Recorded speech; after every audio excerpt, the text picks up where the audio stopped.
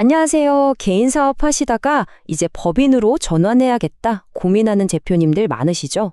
그렇다면 절대 놓치면 안 되는 정말 숨겨진 열쇠가 하나 있습니다. 바로 영업권인데요. 오늘 이거 한번 제대로 파헤쳐보겠습니다. 자, 법인 전환할 때 이 영업권 평가 해도 그만, 안 해도 그만인 선택사항일까요?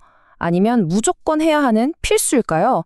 많은 분들이 이걸 그냥 뭐 알아서 하겠지 하고 가볍게 넘기시는데 이 결정 하나가 여러분 사업의 미래를 완전히 바꿔놓을 수도 있습니다. 자, 결론부터 딱 말씀드릴게요. 특히 사업을 길게 보고 또 자녀에게 물려줄 계획까지 있다면요. 이건 선택이 아니라 무조건 필수입니다. 왜 그런지 지금부터 하나씩 짚어드릴게요. 이 영업권 평가를 그냥 무시했을 때 가장 먼저 그리고 가장 크게 터질 수 있는 문제가 바로 가족 승계 문제입니다. 이거요, 진짜 언제 터질지 모르는 시한폭탄 같은 거예요. 아니, 그냥 하던 대로 법인 전환하면 되는 거 아니야? 라고 생각하실 수 있어요. 근데 보통 많이들 하시는 그 계획 안에 생각지도 못한 증여세 폭탄이라는 함정이 숨어 있습니다. 어떻게 되는 건지 한번 보시죠. 자, 보세요. 되게 그럴듯해 보이죠? 1단계, 잘 되던 개인 사업자를 법인으로 바꾸고 2단계, 새로 만든 법인 주식을 자녀한테 좀 나눠주고 그런데 바로 이 3단계, 사업의 영업권을 제대로 평가해서 넘기는 2단계를 그냥 쏙 빼먹는 경우가 많다는 거죠. 바로 여기에 함정이 있습니다. 이게 그냥 그럴 수도 있다는 이론적인 얘기가 아니에요. 실제로 있었던 일입니다. 2018년에 있었던 한 조세 심판원 판례를 보면 이 위험이 얼마나 현실적인지 확 와닿으실 거예요. 핵심이 뭔지 아시겠죠? 국세청은 회사 넘기면서 눈에 보이지 않는 가치, 즉 영업권은 왜 공짜로 넘겼어요? 이것도 자녀한테 준 증여잖아요? 라고 본 거예요. 그래서 거기에 어마어마한 증여세를 부과한 거죠. 자, 지금까지는 안 했을 때의 위험, 그러니까 세금 폭탄에 대해 얘기했죠. 근데 이제부터는 반대로 이걸 잘 활용했을 때 얻을 수 있는 기회에 대해 얘기해 볼게요. 이 영업권은요, 단순히 방어용 방패가 아니에요. 오히려 수억 원을 아낄 수 있는 아주 강력한 공격용 창이 될 수 있습니다. 이게 정말 중요한데요. 법인으로 전환하는 바로 그 시점, 딱 한 번 주어지는 기회입니다. 이때 영업권을 제대로 평가하고 넘기면 앞으로 어마어마한 세금 혜택을 쭉 누릴 수 있는 길을 열어두는 거예요. 그러니까 영업권이라는 게 뭐 별게 아니에요. 수년간 사업하면서 쌓아올린 우리 회사의 브랜드 가치, 단골 고객들, 우리만의 기술이나 노하우, 이런 눈에 보이지 않는 모든 가치를 합친 거죠. 그리고 이게 바로 세법상으로도 실제 돈의 가치를 가진다는 게 핵심입니다. 자, 그럼 이게 말로만 그런 건지 숫자로 보면 얼마나 차이가 나는지 궁금하시죠? 실제 사례를 2가지 들어서 그 어마어마한 절세 효과를 직접 보여드리겠습니다. 예를 들어 볼게요. 한 곳은 영업권 가치가 3억 원으로 평가됐고 다른 한 곳은 10억 원으로 평가됐다고 가정해 봅시다. 이 두 경우에 어떤 차이가 생길까요? 자, 첫 번째 사례, 영업권 3억 원인 경우입니다. 이걸 법인에 넘기면서 대표님은 기타 소득으로 세금을 내야 해요.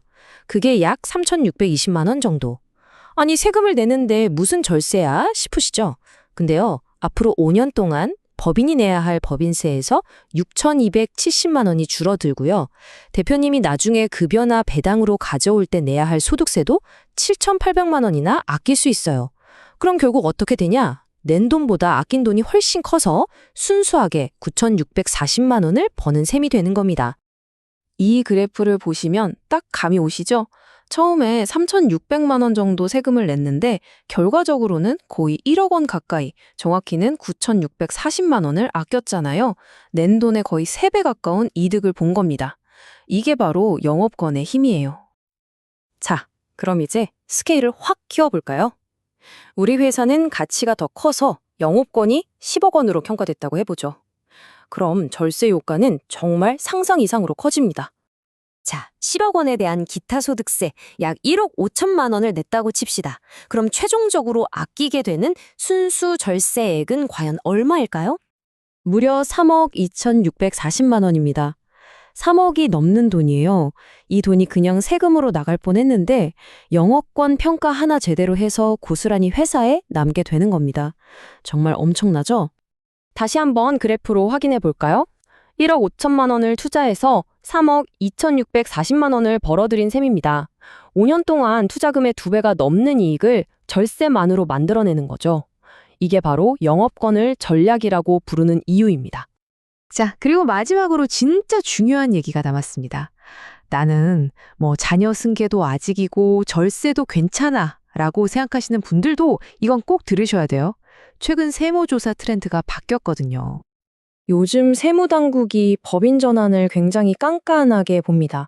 특히 뭘 보냐면 이전할 거면 제대로 다 해라, 어설프게 하지 마라 이겁니다. 바로 불완전한 이전을 문제 삼기 시작했어요.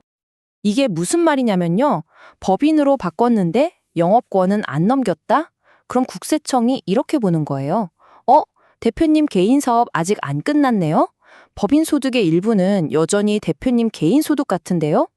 이렇게 되면요. 법인세는 법인세대로 내고 거기에 추가로 개인 사업 소득세까지 또 내야 하는 정말 최악의 상황이 생길 수 있습니다. 법인 전환한 의미가 없어지는 거죠. 그러니까 영업권을 제대로 평가해서 법인으로 딱 넘기는 이 절차가 저는 개인 사업 완전히 끝내고 모든 걸 법인에 넘겼습니다라는 가장 확실한 증거가 되는 겁니다.